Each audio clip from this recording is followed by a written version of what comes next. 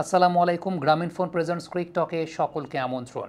যে বলটায় ছক্কা মেরে ওয়েস্ট ইন্ডিজ ম্যাচ জয়লাভ করেছে, ওই বলটায় যদি তারা 4 মারত তাহলেও তাদের মূল বিশ্বকাপে যাওয়ার সম্ভাবনা টিকে থাকতো।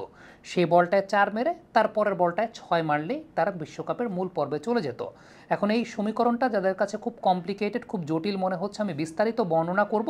তার আগে ছোট্ট একটা সামারি করে দিই। সেই সামারিটা হচ্ছে, ম্যাচের ওই পর্যায়টাতে সমীকরণটা এরকম ছিল যে 11তম ওভারের শেষ বলে ওয়েস্ট ইন্ডিজ যদি একটা ছক্কা মেরে 172 করে, 11তম ওভার শেষে যদি তারা 172 করে তাহলে ওয়েস্ট ইন্ডিজ পরবর্তী রাউন্ডে যাবে।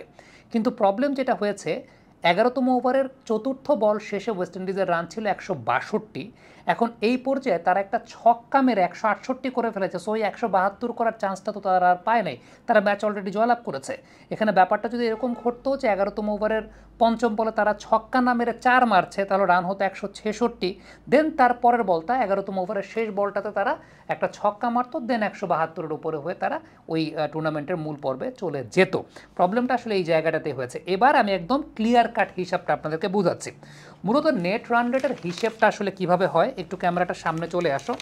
নেট রান রেটের হিসেবটা হয়, আমি একদম খাতা কলমে যেমনটা আপনাদেরকে করে দেখাচ্ছি। নেট রান রেটের হিসেবটা হয় যে আপনি কত রান করছেন সেটাকে ভাগ করতে হবে কত ওভার আপনি খেলেছেন সেটা দিয়ে।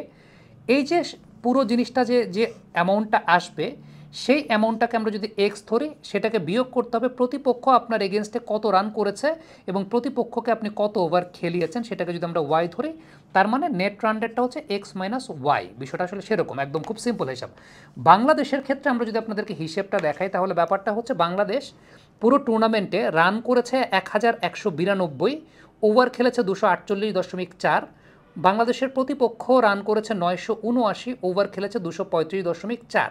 একটা বিষয় বলে নেওয়া ভালো, কোনো টিম যদি অল আউট হয় সেটা পুরো 50 ওভার হিসাবে গণ্য হবে।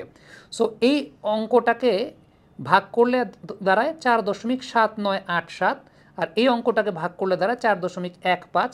তো হিসেবটা করলে দেখে 0.63983326, মানে 0.63983326। এখন ওয়েস্ট ইন্ডিজের কথা যদি বলেন, আমরা হিসাবটা যেটা করেছি, ওয়েস্ট ইন্ডিজের ক্ষেত্রে তাদের মানে মোট করা রান ছিল এই ম্যাচের আগে 1308, তারা 266.3 ওভার খেলেছিল।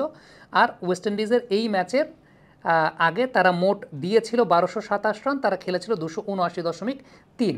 এই হিসাবগুলো বাদ দেন, এগুলো হিসাব বাদ, এগুলো আমি অন্য হিসাব নিকেশ করেছি, এটা আমার অন্যান্য হিসাব। সো এইসব সমীকরণ বিবেচনা করলে বাংলাদেশের যে নেট রান রেটটা, আমরা এপাশে দেখি, বাংলাদেশের যে নেট রান রেটটা 0.639, এটাকে টপকে যাওয়ার জন্য ওয়েস্ট ইন্ডিজের সামনে সমীকরণ যেটা ছিল যে 10.1 ওভারের মধ্যে তাদের 167 করতে হতো, সেটাও যদি তারা করতে না পারে, তাহলে 10.4 ওভারের মধ্যে যদি তারা 170 করতে পারতো, তাদের টার্গেটটা কিন্তু 167 ছিল।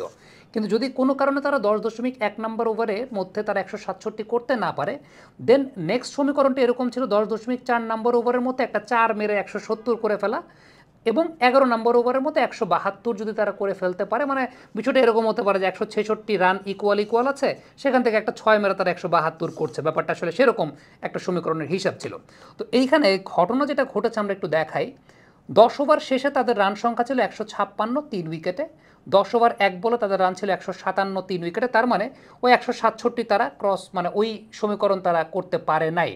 তারপরও তাদের সামনে সুযোগ ছিল 10 ওভার 4 বলের মধ্যে 170 যদি তারা করতে পারে। দেন কি হয়েছে আমরা দেখি, 10 ওভার 2 বলের মধ্যে হয়েছে কত, 157, 3 উইকেটে। 10 ওভার 3 বলের সময় হয়েছে তাদের 161, 4 উইকেটে। সো এই জায়গাটা আপনারা দেখছেন, ইভেন এই জায়গাটা আসলে চতুর্থ উইকেটের পতনটা ঘটেছিল, এটা আমি আসলে লিখতে ভুলে গেছি। 10 ওভার 3 বলের সময় একটা 4 মেরে হয়েছে 161, 4 উইকেটে।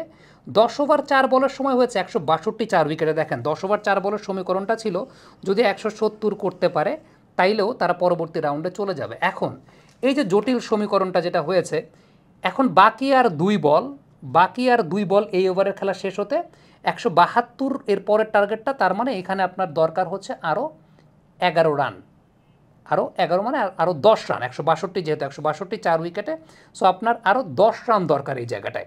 তো 10 রান করতে গেলে কী করতে হবে, আপনাকে একটা 4 মারতে হবে, তারপর একটা 6 মারতে হবে। আপনি যদি আগে 6 মেরে দেন তাইলে কিন্তু আপনি ওই যে মূল টার্গেট 167 সেটা পার করে ফেললেন।